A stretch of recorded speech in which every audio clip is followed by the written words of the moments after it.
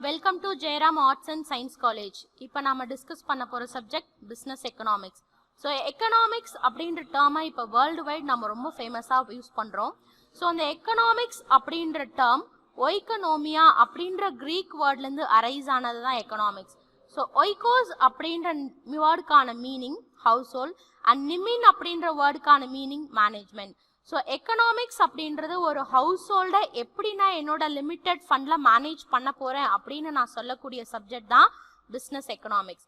So professor Samuelson explain பண்ணும்போது economics அப்படின்றது queen of social science அப்படின்னு சொல்லியிருக்காரு.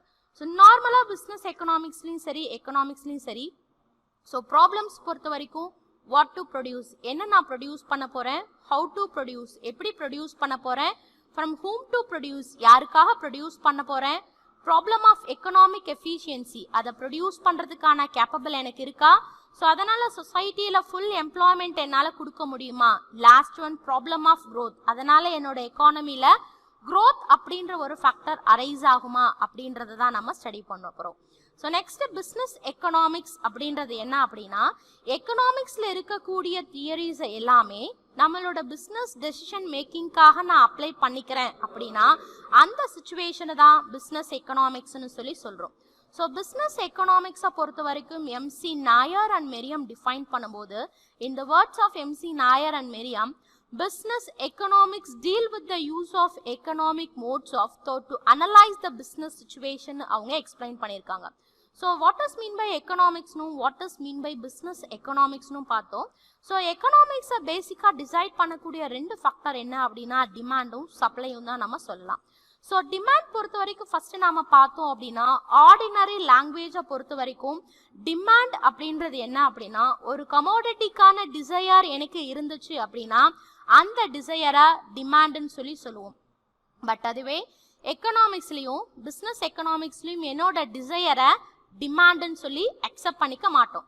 ஸோ எக்கனாமிக்ஸ்லையும் பிஸ்னஸ் எக்கனாமிக்ஸ்லையும் ஒரு டேர்மை நான் டிமாண்ட் அப்படின்னு அக்செப்ட் பண்ணிக்கணும் அப்படின்னா கண்டிப்பாக 3 ஃபேக்டர்ஸை இன்க்ளூட் பண்ணியிருக்கணும். ஒன்று டிசையர் ஃபார் த கமோடிட்டி, அந்த பொருளை வாங்கணும் அப்படின்னு எனக்கு விருப்பம் இருக்கணும். Second one ability to pay the price for the commodity, நான் என்ன பொருளுக்கான டிசையர் வச்சிருக்கணும் அந்த டிசையருக்கான அமௌண்ட்டை பே பண்ணி வாங்கக்கூடிய எபிலிட்டி எனக்கு இருக்கணும். Third one willingness to pay the price அப்படின்றது willingness அப்படின்ற ஒரு ஃபேக்டரை ஏன் நம்ம டிமாண்ட்குள்ளே இன்க்ளூட் பண்ணுறோம் அப்படின்னா சில சுச்சுவேஷனில் எனக்கு டிசையர் இருக்கும், எபிலிட்டி இருக்கும், சப்போஸ் நான் கஞ்சுத்தனமானவனா இருக்கேன் அப்படின்னா வில்லிங்னஸோட அந்த கமோடிட்டிக்கான ப்ரைஸை பே பண்ணி அதை நான் வாங்க மாட்டேன். ஸோ டிமாண்ட் அப்படின்றது டிசையர், எபிலிட்டி, வில்லிங்னஸ் அப்படின்ற 3மே சேர்ந்தா மட்டும்தான் டிமாண்ட் அப்படின்னு பிஸ்னஸ் எக்கனாமிக்ஸில் ஸ்டடி பண்ணுறோம். தென் டிமாண்ட் படிக்கும்போது டிமாண்டுக்கு அடுத்த இம்பார்ட்டண்ட்டான டாபிக் என்ன அப்படின்னா லா ஆஃப் டிமாண்ட். இதை நம்ம தமிழில் தேவை விதின்னு சொல்லி படிச்சிருக்கோம்.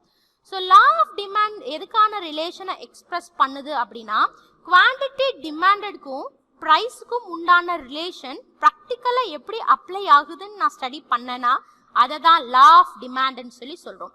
ஸோ இதவே மார்ஷல் அவரோட வேர்ட்ஸில் டிஃபைன் பண்ணும்போது the amount demanded increases with the fall in price and diminishes with the rise in price ன்னு சொல்லி அவர் டிஃபைன் பண்ணியிருக்கார். ஸோ லா ஆஃப் டிமாண்ட் பார்க்கும்போது சில அசம்ஷன்ஸோட மட்டும்தான் லா ஆஃப் டிமாண்டை என்னால் அப்ளை பண்ண முடியும். So law of demand apply ஆகணும் அப்படின்னா என்னுடைய டேஸ்ட்லேயோ ப்ரிஃபரன்சஸ்லேயோ சேஞ்சஸ் இருக்கக்கூடாது.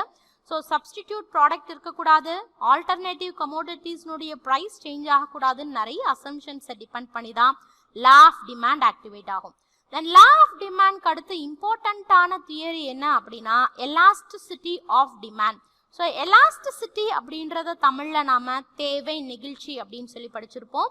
ஸோ எலாஸ்டிசிட்டி ஆஃப் டிமாண்ட் அப்படின்றத எதுக்கான ரிலேஷனை எக்ஸ்பிரஸ் பண்ணக்கூடியது அப்படின்னா change in price and consequent change in amount டிமாண்டடை ஸ்டடி பண்ணக்கூடிய தியரி தான் எலாஸ்டிசிட்டி ஆஃப் டிமாண்டுன்னு சொல்கிறோம். ஸோ இதை ஷார்ட்டாக நான் சொல்லணும் அப்படின்னா change in quantity demanded to change in price, என்னுடைய விலையில் மாற்றம் அடைகிறதுனால என்னுடைய தேவையில் என்னென்ன மாற்றங்கள் ஏற்படும் அப்படின்னு நான் சொல்கிறேன் அப்படின்னா அதை தான் எலாஸ்டிசிட்டி ஆஃப் டிமாண்டுன்னு சொல்கிறோம்.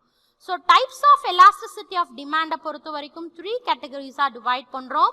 ஒன்று price elasticity of demand, second one income elasticity of demand, third one cross elasticity of டிமாண்ட்னு சொல்லி 3 டைப்ஸ்ல டிவைட் பண்றோம்.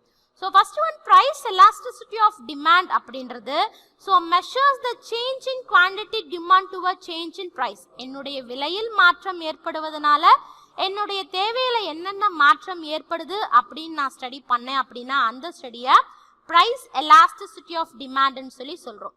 அதுவே second one income elasticity of demand அப்படின்றது என்ன அப்படின்னா so change in quantity demanded as a result of change in income. என்னோட இன்கம்ல என்னோட வருமானத்தில் ஏதாவது மாற்றம் ஏற்படுது அப்படின்னா அந்த மாற்றத்தினுடைய அடிப்படையில என்னுடைய தேவையில டிமாண்ட்ல சேஞ்சஸ் வருது அப்படின்னா அது income elasticity of demand. Third one cross elasticity of demand அப்படின்றது a change in price of one commodity leads to a change in the quantity demanded for another commodity. ஒரு பொருளினுடைய விலையில் மாற்றம் ஏற்படுறதால மற்றொரு பொருளினுடைய தேவையில் என்ன மாற்றம் ஏற்படுது அப்படின்னு நான் சொல்றேன் அப்படின்னா அதை தான் cross elasticity of demand ன்னு சொல்லி சொல்றோம். Next one demand forecasting. Forecasting அப்படின்னாலே ப்ரிடிக்ஷன் சொல்லுவோம். ஸோ ப்ரிடிக்ஷன் அப்படின்னா முன் கணித்தல் அப்படின்னு சொல்லி சொல்லுவோம். So demand forecasting refers to an estimate of future demand for the product. So demand forecasting அப்படின்றது எதிர்காலத்தில் என்னோட பொருளுக்கான தேவை என்ன இருக்கும் அப்படின்றத நான் முன்கூட்டியே கணிக்கக்கூடிய நிலையை தான் டிமாண்ட் ஃபோர்காஸ்டிங்னு சொல்லி சொல்கிறோம். தென் அடுத்து பார்க்க போகிறது என்ன அப்படின்னா ப்ரொடக்ஷன். ப்ரொடக்ஷனை தமிழில் உற்பத்தி அப்படின்னு சொல்லி சொல்லுவோம். So production refers to the certain creation of utilities and not a creation of matter. So உற்பத்தி அப்படின்றது ஏதாவது ஒரு விஷயத்திற்கான பயன்பாட்டை தான் உருவாக்குறமே தவிர புதிதாக நாம ஏதாவது ஒன்றை உருவாக்குறோம் அப்படின்றது கிடையாது. ஏன் அப்படின்னா இயற்கையாகவே எல்லா பொருட்களுமே இங்க இருக்கு. அதில் சில மாற்றங்களையும் உருவத்தையும் திங்ஸ்க்கான ஷேப்பையும் நம்ம யூஸ் பண்ணிக்கிறோம். ஸோ அந்த சேஞ்சஸை தான் ப்ரொடக்ஷன் சொல்லி சொல்றோம். ஸோ அடுத்து ஃபேக்டர்ஸ் ஆஃப் ப்ரொடக்ஷன் அப்படின்னும் போது ஃபேக்டர்ஸ் ஆஃப் ப்ரொடக்ஷனை பொறுத்த வரைக்கும் கிரியேஷன் ஆஃப் யூட்டிலிட்டிஸாக இருக்கலாம் அல்லது எதையாவது நான் ப்ரொடியூஸ் பண்ணுறதுக்கு எதையெல்லாம் பயன்படுத்திக்கிறனோ அதை தான் ஃபேக்டர்ஸ் ஆஃப் ப்ரொடக்ஷன் சொல்லி சொல்கிறோம். ஸோ ஃபேக்டர்ஸ் ஆஃப் ப்ரொடக்ஷனை பொறுத்த வரைக்கும் land, labour, capital and organisation or ஆண்டர்பிரனர்ஸ்ன்னு சொல்லி 4 கேட்டகரிஸாக டிவைட் பண்ணுறோம். ஸோ லேண்டை பொறுத்த வரைக்கும் எப்பயுமே கான்ஸ்டன்டான ஃபேக்டராக இருக்கும். ஸோ லேண்டை எப்பயுமே நம்மளோட கன்வீனியன்ட்டுக்கு ஏற்ற மாதிரி சேஞ்ச் பண்ண முடியாது. அதனோட குவான்டிட்டி, குவாலிட்டி, அதனோட ஷேப், அதனோட கண்டென்ட் என்னவோ அப்படியே தான் நம்ம யூஸ் பண்ணிக்கணும். அடுத்து லேபர் பொறுத்த வரைக்கும் இருக்கக்கூடிய மிகப்பெரிய ஃபேக்டர் என்ன அப்படின்னா லேபர் மட்டும்தான் ஆக்டிவான ஃபேக்டர். நாம எப்படி விரும்புகிறோமோ அது மாதிரி லேபரனுடைய ஒர்க்கை நாம சேஞ்ச் பண்ண முடியும். அடுத்து கேபிட்டல் அப்படின்றது என்ன அப்படின்னா ஃபேக்டரை ப்ரொடியூஸ் பண்ணுறதுக்காக என்ன அமௌண்ட்டை நான் இன்வெஸ்ட் பண்ணுறனோ அந்த இன்வெஸ்ட் பண்ணக்கூடிய அமௌண்ட்டை தான் கேபிட்டல்னு சொல்கிறோம். லாஸ்ட் ஒன் ஆர்கனைசேஷனாலும் ஆண்டர்பிரனர் அப்படின்னாலும் என்டர்பிரைசஸ் எல்லாமே ஒரே கேட்டகரியில் தான் எடுத்துக்கிறோம். ஸோ ஆர்கனைசேஷன் அப்படின்றது என்ன அப்படின்னா லேண்ட், லேபர், கேபிட்டல் அப்படின்ற எல்லாத்தையுமே ஆர்கனைஸ் பண்ணி ஒரு ஒர்க்கை இம்ப்ளிமெண்ட் பண்ணி அந்த இம்ப்ளிமெண்ட் பண்ணதுக்கான ரிட்டர்னை நான் ப்ராஃபிட்டாக அட்டைன் பண்ண போகிறேன். ஸோ லேண்டுக்கு எனக்கு ரிட்டர்னாக ரெண்ட் கிடைக்கும், லேபர் ஒர்க் பண்ணார்னா ரிட்டர்னாக வேஜ் கிடைக்கும், கேபிட்டலுக்கு ரிட்டர்னாக ரேட் ஆஃப் இன்ட்ரெஸ்ட் கிடைக்கும். ஸோ ஆர்கனைசேஷனும் ஆண்டர்பிரனரும் ப்ராப்பராக ஒர்க் பண்ணாங்க அப்படின்னா அவங்களுக்கான ரிட்டர்ன் எனக்கு ப்ராஃபிட்டாக கிடைக்கும். Next one law of production அப்படின்னும் போது லா ஆஃப் ப்ரொடக்ஷனை காமனாக 2 கேட்டகரியை டிவைட் பண்ணுறோம். ஒன்று லா ஆஃப் வேரியபிள் ப்ரப்போர்ஷன், இன்னொன்று law of return to scale அப்படின்னு சொல்லி 2 கேட்டகரியாக டிவைட் பண்ணுறோம். ஸோ ஏன் 2 கேட்டகரியாக டிவைட் பண்ணுறோம் அப்படின்னா லா ஆஃப் ப்ரொடக்ஷன் சில டைமில் ஷார்ட் ரனில் ஆக்டிவேட் ஆகும், சில டைமில் லாங் ரனில் ஆக்டிவேட் ஆகும். So law of return to ஸ்கேலை பொறுத்த வரைக்கும் லா ஆஃப் வேரியபிள் ப்ரப்போர்ஷனும் லா ஆஃப் ரிட்டர்ன் டு ஸ்கேலும் ஷார்ட் ரன், லாங் ரன் அப்படின்னு 2 கேட்டகரியாக டிவைட் பண்ணி அது ஆக்டிவேட் ஆகும். ஸோ அதில் first one law of variable proportion பார்க்குறோம் அப்படின்னா லா ஆஃப் வேரியபிள் ப்ரப்போர்ஷனுடைய லா எதை எக்ஸாமின் பண்ணக்கூடியது அப்படின்னா ஒரே ஒரு ஃபேக்டர் மட்டும் வேரி ஆகும், ரிமைனிங் இருக்கக்கூடிய ஃபேக்டர்ஸ் எல்லாமே ஃபிக்ஸ்டாக இருக்கும். அந்த சுச்சுவேஷனில் நான் ப்ரொடியூஸ் பண்ணக்கூடிய ப்ரொடக்ஷன் லாவை தான் law of variable proportion. So law of variable ப்ரப்போர்ஷனில் ஒரே ஒரு ஃபேக்டர் மட்டும்தான் சேஞ்ச் ஆகும், ரிமைனிங் ஃபேக்டர்ஸ் எல்லாமே ஃபிக்ஸ்டாக தான் இருக்கும். Second one law of return to scale அப்படின்றது. இந்த லா ஆஃப் ரிட்டர்ன் டு ஸ்கேலை பொறுத்த வரைக்கும் லாங் ரன்ல தான் அதிகமாக யூஸ் பண்ணுறோம். ஏன் லாங் ரன்ல யூஸ் பண்ணுறோம் அப்படின்னா லாங் ரன்ல எல்லா ஃபேக்டருமே வேரி ஆகிட்டே இருக்கும், எதுவுமே கான்ஸ்டன்ட்டாக இருக்காது. So no factor is fixed அப்படின்னா எந்த ஒரு ஃபேக்டருமே ஃபிக்ஸ்டான சுச்சுவேஷனில் இருக்காது. கண்டினியூஸாக லாங் ரன் அப்படின்றனால எல்லா ஃபேக்டருமே இங்கே சேஞ்ச் ஆகிட்டு தான் இருக்கும். So next one producer equilibrium. Equilibrium அப்படின்னா நம்ம சமநிலை புள்ளின்னு சொல்லி படிச்சிருப்போம். ஸோ ப்ரொடியூசர்னுடைய ஈக்லிபிரியம் அப்படின்றது என்ன அப்படின்னா மேக்ஸிமம் அவுட்புட் அவர் கொடுக்கணும்னு நினைப்பாரு. ஆனால் எப்படி கொடுப்பாரு? Least cost combination of factors of ப்ரொடக்ஷனில் மேக்ஸிமம் அவுட்புட் கொடுக்கறதுக்காக அவர் என்ன ஒர்க் பண்ணுறாரோ அதை தான் ப்ரொடியூசர் ஈக்லிபிரியம் அப்படின்னு சொல்லி சொல்கிறோம். ஸோ ப்ரொடியூசர் ஈக்லிபிரியம் அப்படின்னாலும் லீஸ்ட் காஸ்ட் காம்பினேஷன் அப்படின்னாலும் ரெண்டுமே சேம் மீனிங்காக தான் நம்மளுக்கு கொடுக்கும். Next one law of supply. So law of supply அப்படின்றது எனக்கு எதை எக்ஸ்பிரஸ் பண்ணும் அப்படின்னா price during a specific period of time. ஒரு குறிப்பிட்ட நேரத்தில் நாம் வைக்கக்கூடிய விலையினுடைய அடிப்படையில் என்ன மாற்றம் ஏற்படுதோ அதை தான் லா ஆஃப் சப்ளைல ஸ்டடி பண்ணுறோம்.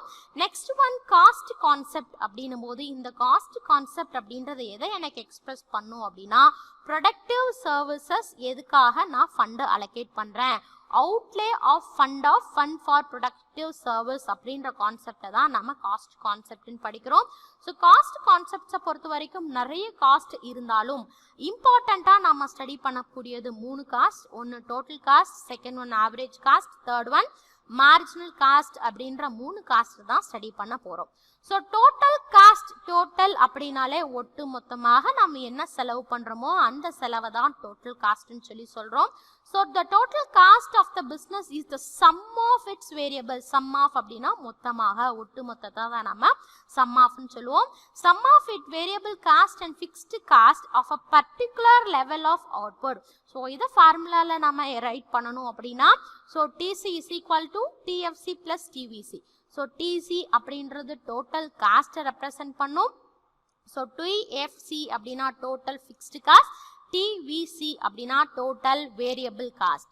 செகண்ட் ஒன் ஆவரேஜ் அப்படின்னாலே பர் யூனிட் அப்படின்னு நம்ம சொல்லலாம்.